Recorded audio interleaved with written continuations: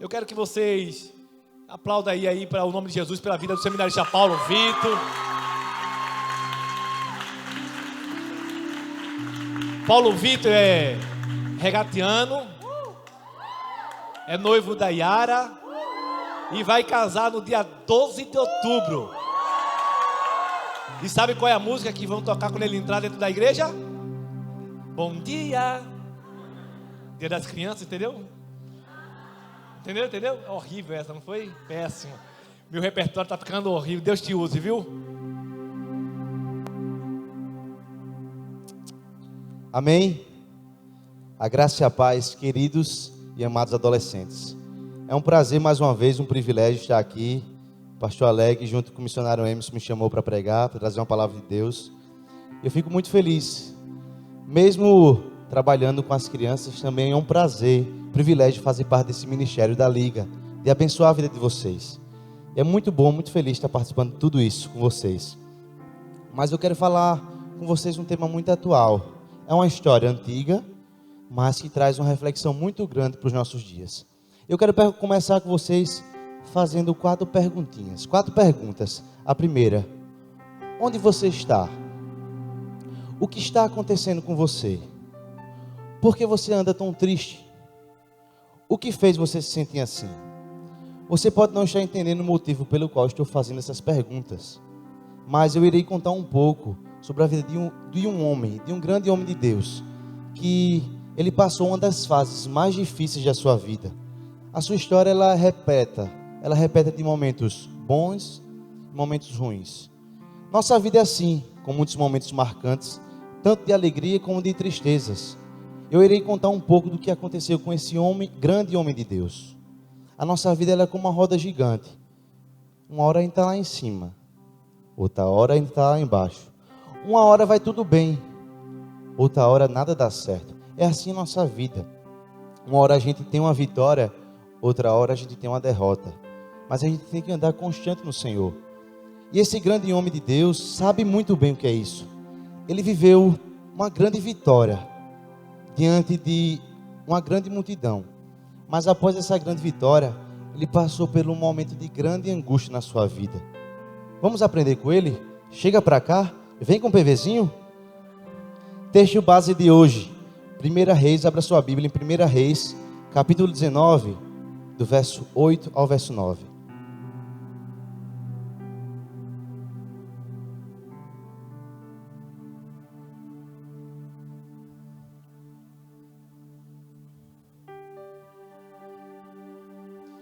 Livro de 1 Reis, capítulo 19, do verso 8 ao verso 9. Diz o seguinte: Então ele se levantou, comeu e bebeu. Fortalecido com aquela comida, viajou 40 dias e 40 noites, até que chegou ao monte Horebe, o monte de Deus. Ali entrou numa caverna e passou a noite. A palavra do Senhor veio a ele. A ele quem? O que está fazendo aqui, Elias? Uma pergunta o Senhor faz: Elias, o que fazes aqui? Ou o que está fazendo aqui, Elias? Mas quem era Elias? Elias era o profeta do Senhor, que vivia em um tempo de monarquia, ou seja, o domínio do povo, a última palavra sobre o povo era do rei.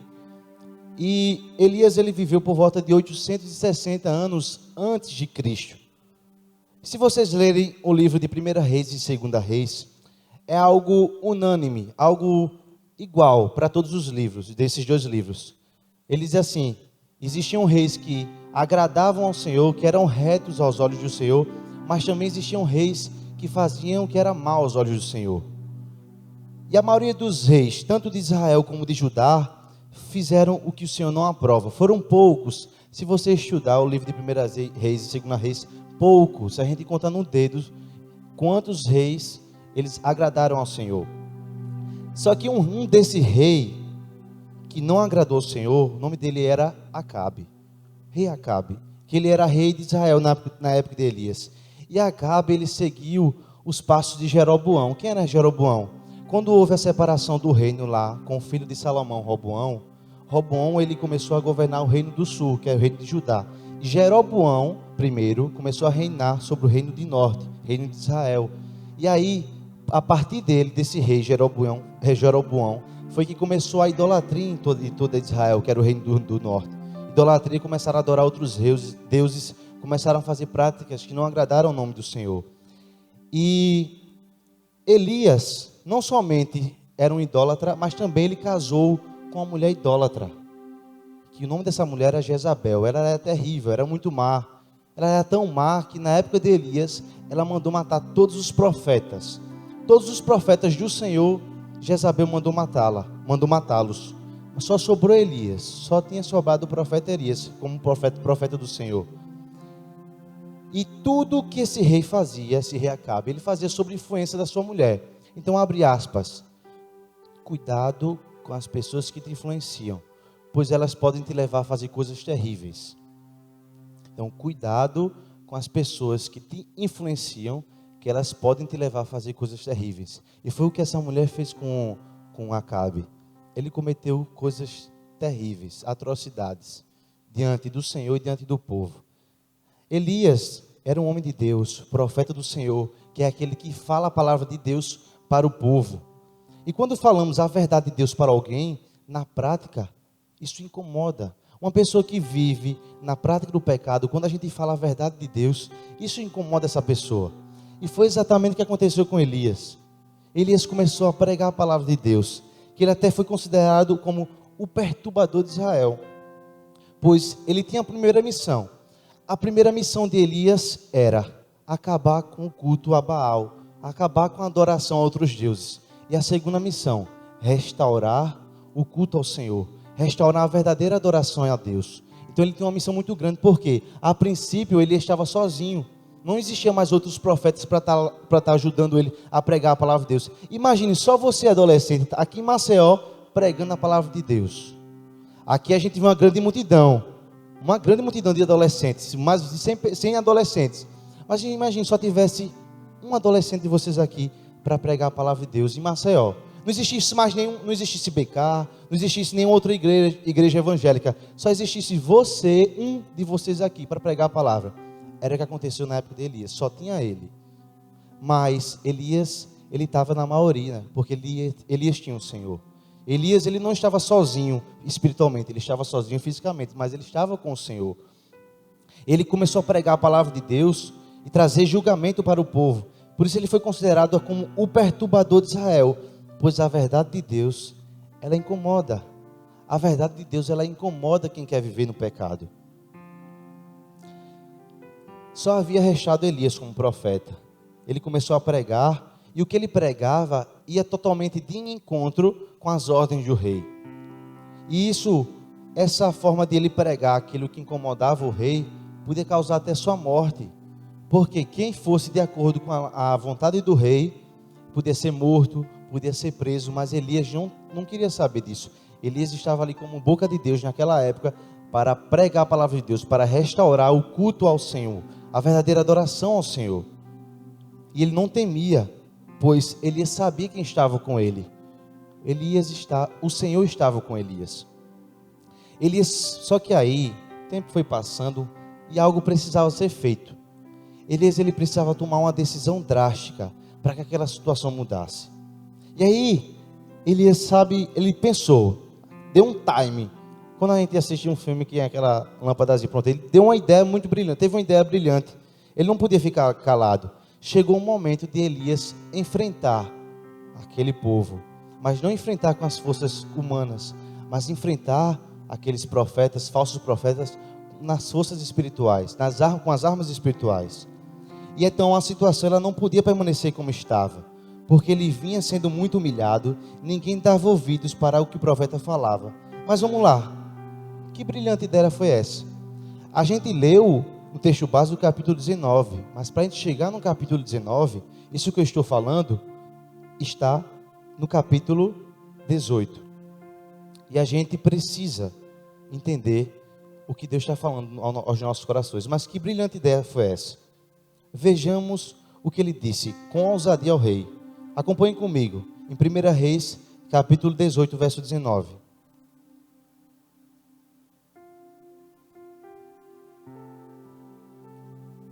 a gente vai ver que brilhante ideia foi essa de Elias. 1 Reis, capítulo 18, verso 19. Se vocês não estão com a Bíblia, pode acompanhar aqui pelo telão. Ele diz o seguinte: isso é Elias falando para o rei: agora convoque todo o povo de Israel para encontrar-se comigo no Monte Carmelo, e traga os 450 profetas de Baal. Quantos? 450 profetas de Baal e 400 profetas de Azerá, que comem a mesa de Jezabel. Quantos profetas de Azerá? Não, são 450 profetas de Baal, mas são mais 400 de Azerá. Ou seja, quase 1000 profetas ali diante do Monte Carmelo. E Elias, ele manda chamar, chama esse povo tudinho, rei, que eu quero fazer um desafio a vocês. Essa foi a brilhante ideia. O desafio foi lançado, ele lançou o desafio. Vamos ver quem é que ganha. Vamos decidir. Pois Elias sabia que Deus estava com ele. Elias, ele não estava fazendo desafio só para aparecer diante do povo. Não, ele não estava fazendo isso para aparecer. Elias estava fazendo isso na direção do Senhor. Ele estava confiante, tinha fé de que Deus estava com ele, ia com ele. Elias sabia que ele servia ao único e verdadeiro Deus, que era o Deus de Israel. E aí, quando todos chegaram lá no monte, o profeta deu uma palavra dura. O profeta chegou lá no Monte Carmelo, esperou todo mundo chegar. Quando o povo chegou ali, estava ali diante do povo, aí Elias começou a dar uma palavra dura no verso 21. Elias dirigiu-se ao povo e disse: até quando vocês vão oscilar entre duas opiniões? Se o Senhor é Deus, sigam o Senhor. Mas se Baal é Deus, sigam-no. Porém, o povo nada respondeu. Ele está dizendo, se Deus é o verdadeiro Deus, sirva a Deus. Mas se Baal é Deus, sirvam a Baal. Agora não fiquem em cima do muro, não fiquem oscilando, não fiquem na corda bamba, não fiquem que nem uma montanha russa, uma hora está lá em cima, outra hora está lá embaixo. Essa oscilação que o profeta traz a ideia de quem está em cima do muro. Mas quem está em cima do muro é o mesmo que quem está no mundo. Não adianta você estar em cima do muro. É que nem diz uma ilustração uma vez, uma pessoa estava em cima do muro, tinha um demônio do outro lado e um anjo do outro lado. E o anjo chamava o rapaz, vem para o meu lado, vem para o meu lado. E o demônio ficava calado. E aí o rapaz chegou um momento e disse assim, ô anjo, ô demônio, por que você não me chama para o seu lado, mas só o anjo me chama para o lado dele? É porque o demônio disse, porque você em cima do muro ou do meu lado é a mesma coisa. Então a gente em cima do muro é crente Raimundo, um pé na igreja, um pé no mundo. É a mesma coisa. E ele está dizendo, por que vocês oscilam tanto? Porque vocês uma hora servem a Deus, outra hora servem a Baal. Escolha um, é melhor você escolher. Agora, o desafio está lançado, porque eu vou mostrar a vocês quem é realmente o verdadeiro Deus. E aí, a pessoa em cima do muro, ela, como eu falei, ela está realmente com os olhos fixados no mundo. Pois Deus não se agrada de um coração dividido. É como Jesus disse, você não pode servir a dois senhores. Ou você serve a Deus, ou você serve a Mamon. Não tem como você servir a dois senhores. Não tem como. Ou você vai servir a um, ou você vai servir a um outro. Ou você vai agradar mais a carne, ou você vai agradar mais o Espírito. Ou você vai fazer a vontade de Deus, ou você vai fazer a vontade da carne. Não tem como você fazer as duas coisas ao mesmo tempo. A gente tem que viver uma vida que serve ao Senhor, que agrada ao Senhor. Então o desafio era o seguinte, qual era o desafio? Elias lançou o desafio, e aí ele disse assim, os 450 profetas de Baal tinham que escolher um bezerro, prepará-lo, ao redor dele colocar lenha sem fogo, e eles começarão a invocar o seu Deus. E Elias iria fazer o mesmo após esse sacrifício. E o Deus que respondesse seria o verdadeiro Deus. Os profetas de Baal começaram, e Elias ficou só ali, observando, só aqui. Vamos ver, deixa chegar a minha vez. Elias começou a observar, só que eles começaram a adorar ao Deus Baal desde cedo. Começaram a adorar, começaram a gritar, começaram a pular, começaram a gritar, começaram a cantar, e nada de Baal responder. Chegou o meio-dia, se vocês acompanharam no capítulo 18, chegou meio-dia, e aí Elias começou a zombar, a rir da cara deles. Aí Elias disse, Ao meio-dia, Elias começou a zombar deles e disse: gritem mais alto. Dizia: já que ele é um Deus, quem sabe está meditando. Ou ele deve estar ocupado, ou ele deve estar viajando. Talvez esteja dormindo. Grite mais alto para que ele seja despertado. Elias está dizendo: vocês estão gritando muito baixinho. Começam a gritar. E aí, eles começaram a gritar mais alto. Começaram a se cortar. Que naquela religião deles, quanto mais eles se cortassem, mais derramassem sangue, era uma forma de adoração ao Deus deles. Eles começaram a se cortar. E eram muitos, começaram a se cortar em adoração a Baal. Só que nada aconteceu. Aí Elias: epa, peraí, já tá bom. Vocês vão se cortar, o que vai cortar o braço, é? Vocês vão fazer mais o quê? Vocês já se cortaram, já gritaram, já pularam, já cantaram, já rodaram. E vocês vão fazer mais o quê? Não tem mais o que fazer. Vocês vão cortar a mão? Corta a mão, vai ficar sem a mão, mas não vai falar nada, Baal. Agora é minha vez, fica aí caladinho. Ele fala: fica aí, ó, fica aí. Agora é minha vez. Chegou a vez de Elias. Pois agora ele iria mostrar com fé e confiança quem era o verdadeiro Deus. Algum de vocês teria essa fé? Imagine, 400 mais 450, quase 1000 profetas. Vocês teriam essa coragem? Quem iria encarar? Imagine. Vocês acham que esses profetas eram bonitinhos, é? Eram cheios de tatuagens porque eles marcavam o corpo. Eram cheios de cortes, eram tudo feio. Mas vocês iriam encarar? Se fosse só um de vocês contra quase 1000 profetas? Imagine. Será que vocês iriam encarar? Será que a gente iria encarar? Será que eu iria encarar? Elias estava sozinho fisicamente, ali diante de todos. Mas Elias sabia quem realmente estava com ele. Foi aí que ele foi em frente. Imagine, ele estava confiante, ele estava com fé no Senhor, ele sabia que Deus estava com ele. Ele não estava fazendo aquilo ali para aparecer. Ele estava ali para mostrar quem era o verdadeiro Deus, para restaurar o culto ao Senhor, porque há muito tempo atrás Deus não era mais adorado em Israel. E aí Elias tinha uma missão, como eu falei, de restaurar o culto a Deus. E aí chegou a vez de Elias. Elias preparou todo o holocausto para o sacrifício e começou a clamar em alta voz. Elias começou a preparar ali o holocausto, colocou água, colocou pedra. E aí acompanhe comigo os versos 36 e verso 37.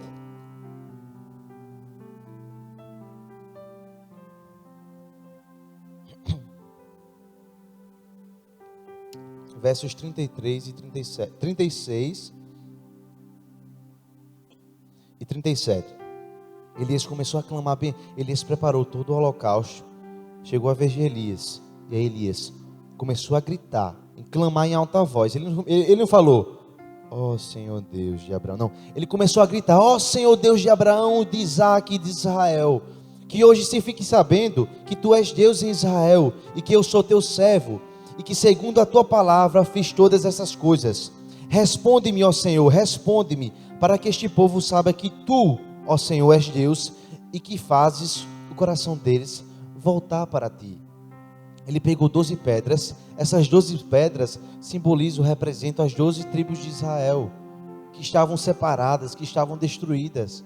Mas aí ele junta as 12 pedras para simbolizar: ó, vocês precisam se unir, e um só povo, uma só nação, adorando o verdadeiro Deus. Vocês precisam se voltar para o Senhor. Ele estava ali unificando o povo, ele estava ali reparando o altar. O altar do Senhor estava quebrado. O povo precisava voltar a adorar o verdadeiro Deus. E aí de repente, Elias começou a clamar. E de repente, é assim que Deus faz, é de repente, que nem aconteceu lá em Pentecostes. De repente o fogo, o Espírito Santo desceu, o povo começou a falar em novas línguas. É aqui de repente.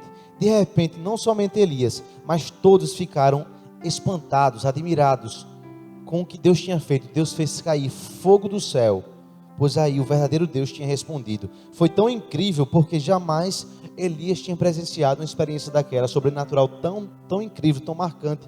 Foi algo marcante na vida de Elias. O fogo caiu no altar, que a Bíblia é clara. O fogo caiu, consumiu o holocausto, consumiu o bezerro, consumiu as pedras, consumiu a água, não ficou nada, não ficou nenhum pó. Deus fez cair fogo do céu. E aí, todo pecado tem uma consequência. Qual foi a consequência que Elias fez com que acontecesse com os profetas, os falsos profetas de Baal. Eles mandam matar todo mundo. Todos os profetas ali de Baal e de Azerá, eles mandam matar todo mundo. Porque o povo de Israel estava olhando ali e viu o fogo descer. E aí, poxa, realmente Deus é o Deus, o nosso Deus é o Deus de Israel. E eles mandam matar todo mundo. E aí todos os profetas foram mortos. Você pode dizer, mas PV, que coisa horrível, uma matança. Uma matança. Mas todo pecado tem consequência. E ali eles só estavam recebendo o que realmente era devido. Isso mostra a consequência de viver uma vida longe do verdadeiro Deus. Todos foram mortos. Essa matança só mostra a retribuição necessária que aqueles falsos profetas mereciam. A gente merecia ser salvo? Não, a gente é salvo pela graça por meio da fé. Isso não vem de nós, mas é dom de Deus. A gente merecia o inferno, mas Deus, por sua graça, enviou o seu Filho Jesus para morrer por mim e por você. Então aqueles profetas, eles mereciam a morte. Eles não se arrependeram, eles serviam a outros deuses, e ali eles morreram.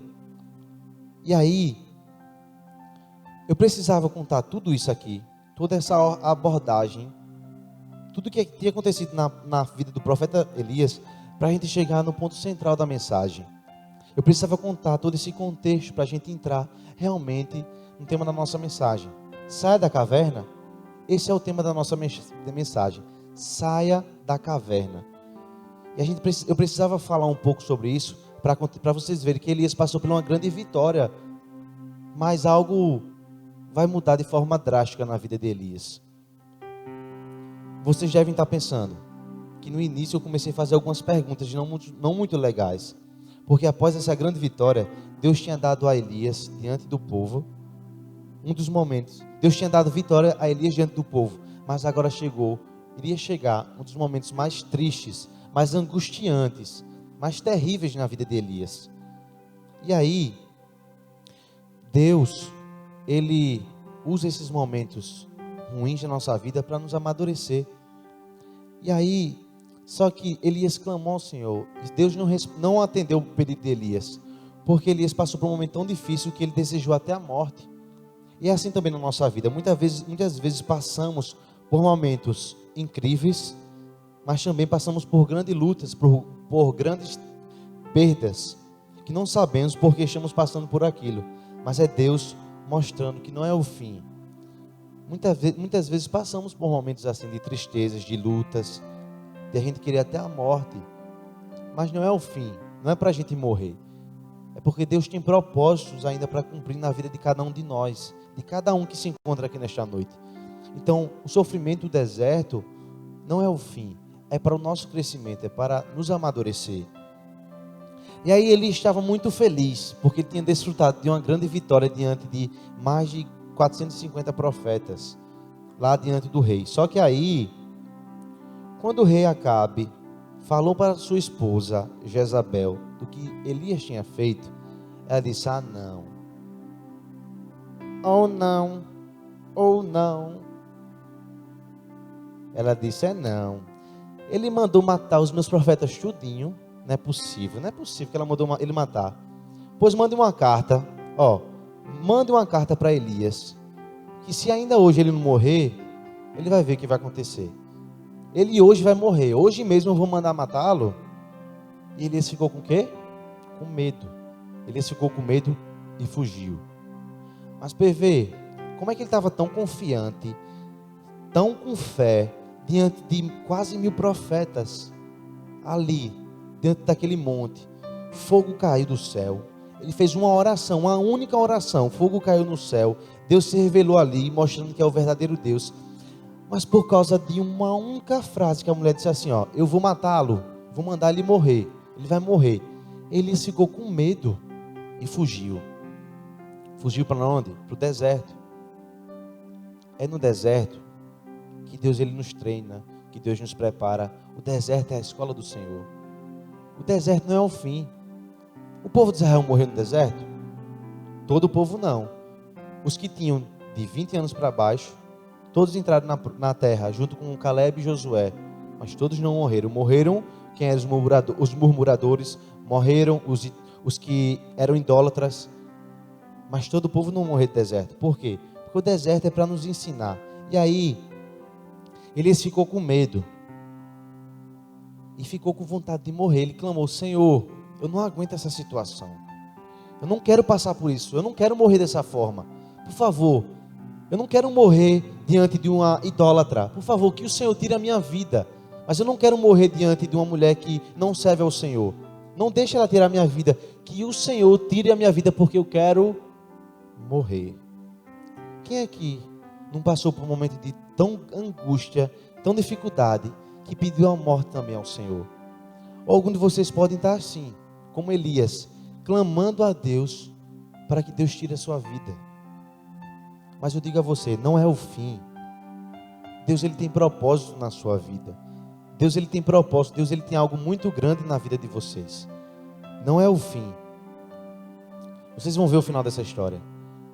E aí, como eu falei, que todo sofrimento não é o fim, mas para o nosso crescimento. Então o profeta fugiu para bem longe de todos, foi para o deserto, e lá ele encontrou uma caverna, e assim tentou se esconder de todos. A caverna é para tentar se esconder de todos que lhe perseguem, de todos que querem sua morte, de todos que querem zombar de você. A caverna é para você se esconder de todos, mas o olhar do Senhor está lá na caverna. Mesmo você dentro de uma caverna, de um momento tão tenebroso na sua vida, Deus olha para você. Deus olhou para Elias, e vocês vão ver que Deus faz duas perguntas iguais para Elias, a mesma pergunta. Quando a Bíblia ela enfatiza a mesma coisa, é porque Ele quer mostrar algo muito importante para a gente, Deus. Então naquela noite, naquela caverna fria, Elias não imaginava que novamente ia ter uma experiência incrível com o Senhor.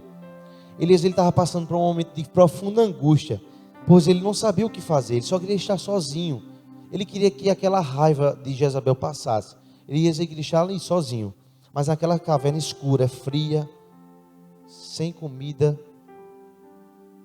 Deus iria falar com Elias de uma forma tão incrível. Acompanhem comigo, capítulo 19, verso 9.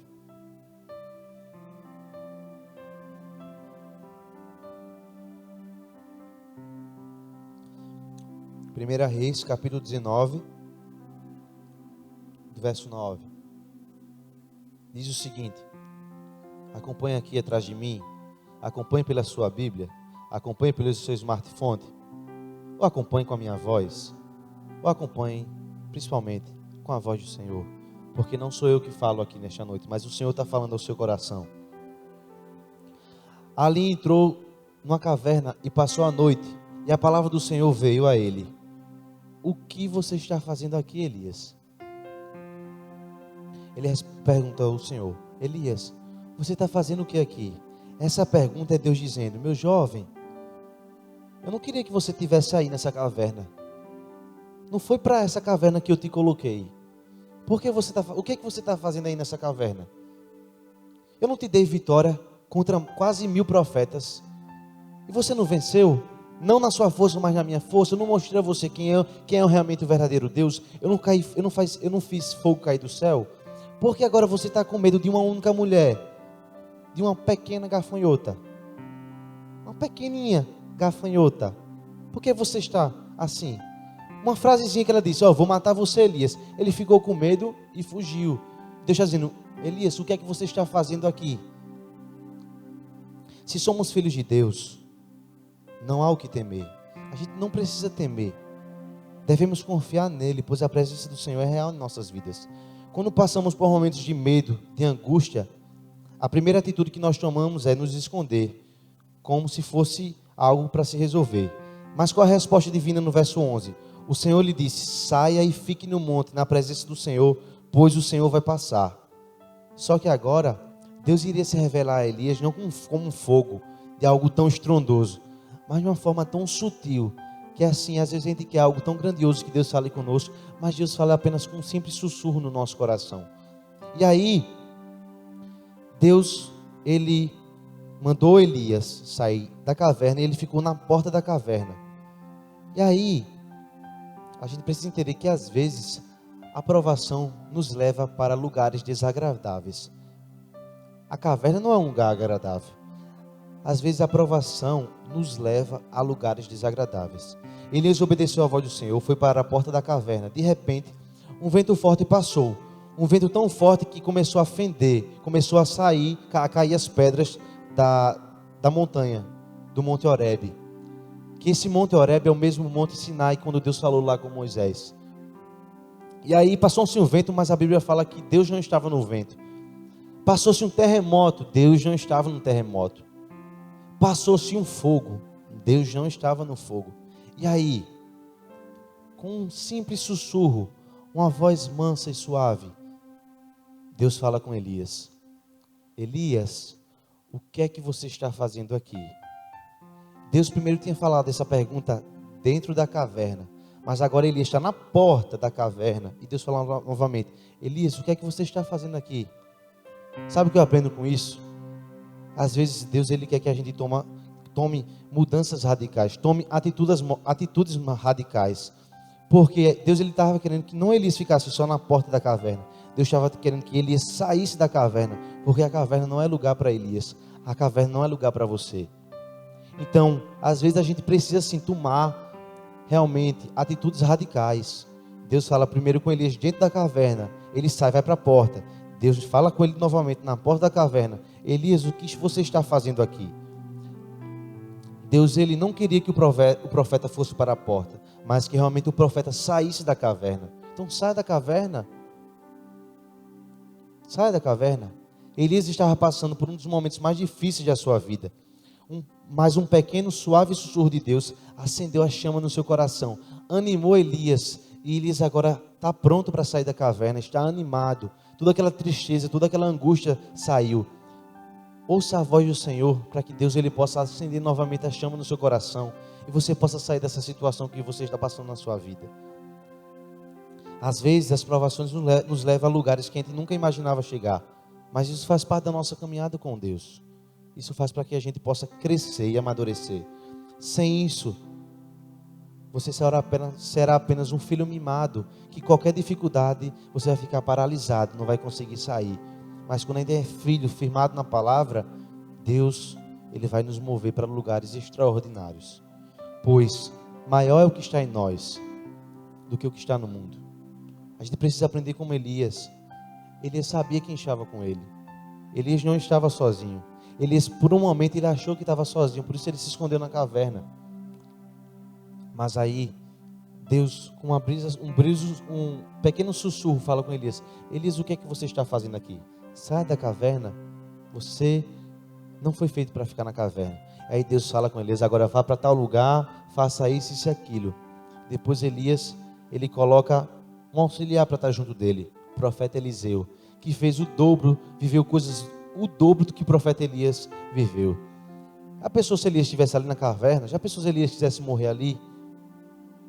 Ele não ia continuar o que Deus tinha preparado para a sua vida. Então, saia da caverna. O que é que você está fazendo na caverna? Então saia, porque caverna é lugar frio, é lugar tenebroso, é lugar de angústia, é lugar de medo, é lugar que você fica sozinho. Mas quando você sai, aí vem a alegria, as lutas passam, e aí você vai começar a viver o extraordinário de Deus. Você vai começar a caminhar com pessoas que vai fazer você a crescer mais ainda. Que foi o que aconteceu com Elias. Elias conheceu Eliseu, e Eliseu fez o dobro de coisas que Elias fez. Então saia da caverna, porque Deus ele tem algo muito grande na sua vida. A equipe do louvor pode subir. Esse texto de hoje mostra muitas lições marcantes na nossa vida. Devemos aprender com o profeta Elias, pois ele passou por muitas vezes momentos de alegrias, de vitórias, como aconteceu no Monte Carmelo, mas também momentos de muita angústia, de muito medo, de muito frio, de momento sozinho lá no Monte Horebe. Mas a gente precisa confiar no Senhor e vigiar, para que a gente não venha entrar numa profunda angústia. O Senhor está conosco. Jamais devemos abaixar a guarda enquanto uma vitória acontece.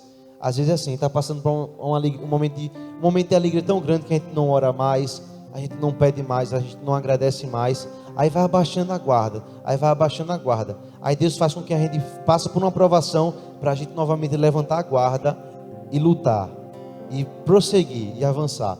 Então, mesmo diante das vitórias, não abaixem a guarda. Elias passou por todo aquele sofrimento, aquela angústia, porque a vida dele estava muito corrida. Precisamos sim às vezes parar para descansar no Senhor. Elias precisou parar ali para que pudesse ouvir a voz do Senhor. E às vezes é só num local, você e Deus, que Deus vai falar com você. Elias precisou sair do tumulto ali, do barulho, para que Deus falasse com ele. E Deus falou com Elias: sai da caverna. Então é esse o meu convite para você nesta noite. Saia da caverna.